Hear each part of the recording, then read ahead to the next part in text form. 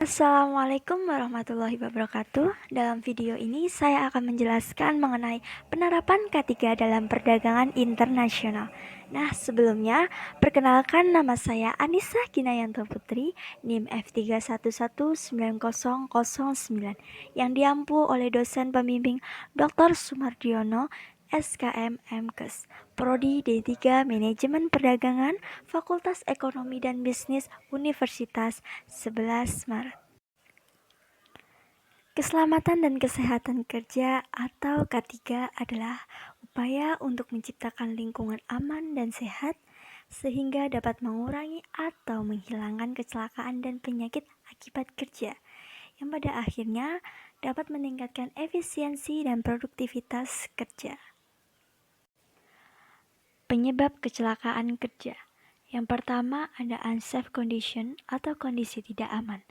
Unsafe condition atau kondisi tidak aman adalah suatu kondisi yang berpotensi menimbulkan kecelakaan. Antara lain, pengamanan yang tidak sempurna, peralatan kerja yang rusak, tata kelola atau housekeeping yang jelek, hingga tidak adanya tanda peringatan atau label. Kemudian yang kedua ada unsafe action atau tindakan tidak aman.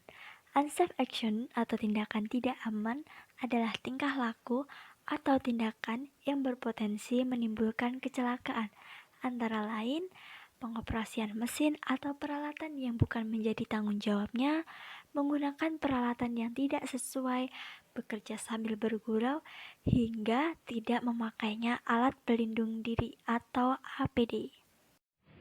Pencegahan atau pengendalian K3. Yang pertama, eliminasi. Eliminasi adalah langkah pengendalian yang menjadi pilihan pertama untuk mengendalikan pajanan dengan menghilangkan bahaya dari tempat kerja. Namun, tidak semuanya bisa dihilangkan karena bahaya-bahaya masing-masing.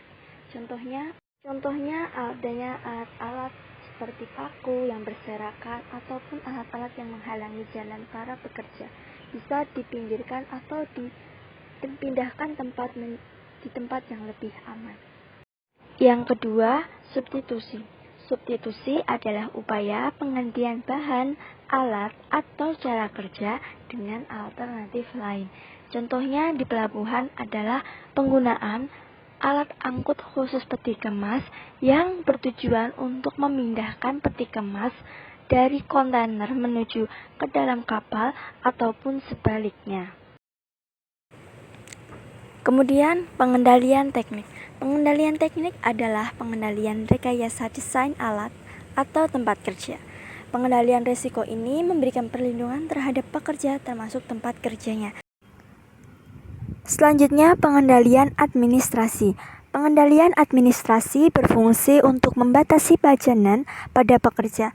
Pengendalian administrasi diimplementasikan bersamaan dengan pengendalian yang lain sebagai pendukung. Nah, contoh pengendalian administrasi yaitu pengaturan waktu kerja, pemeriksaan kesehatan, pelatihan K3, pemeliharaan peralatan dan fasilitas kerja, pelaksanaan SOP, pemasangan rambu-rambu K3. Selanjutnya, APD.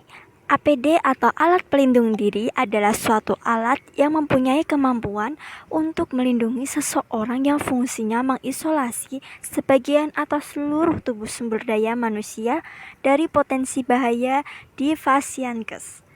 Nah, APD ini memiliki jenis-jenis, antara lain penutup kepala, kacamata khusus, pelindung wajah, masker, sarung tangan, jas lab dan apron, pelindung kaki, dan coverall.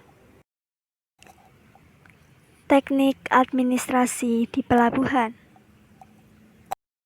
Yang pertama adanya pengaturan waktu kerja yang diatur dalam Permenaker Trans nomor per/strep 13/Men/X/2011. Salah satunya adanya rotasi kerja.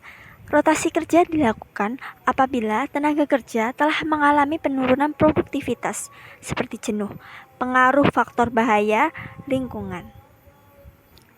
Yang kedua, pemeriksaan kesehatan.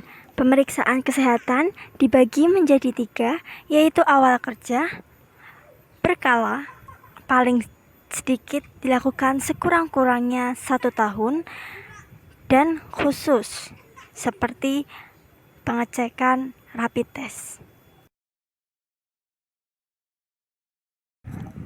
Lalu yang ketiga adanya pemeliharaan peralatan dan fasilitas kerja yang dilakukan berkala sesuai jadwal untuk efisiensi dan efektivitas kerja.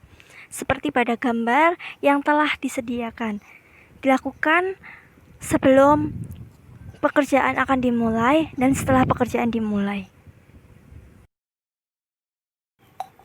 Yang keempat adalah pelaksanaan SOP. Sesuai dengan gambar yang telah disediakan, SOP menjadi pedoman atau patokan dalam melakukan sebuah tindakan di suatu pekerjaan. Dalam hal ini, pada pelabuhan. Yang terakhir adanya pemberlakuan rambu-rambu K3.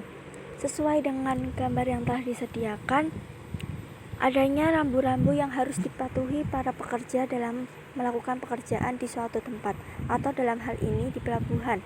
Antara lain, adanya peraturan yang berlaku dalam penggunaan APD yang lengkap.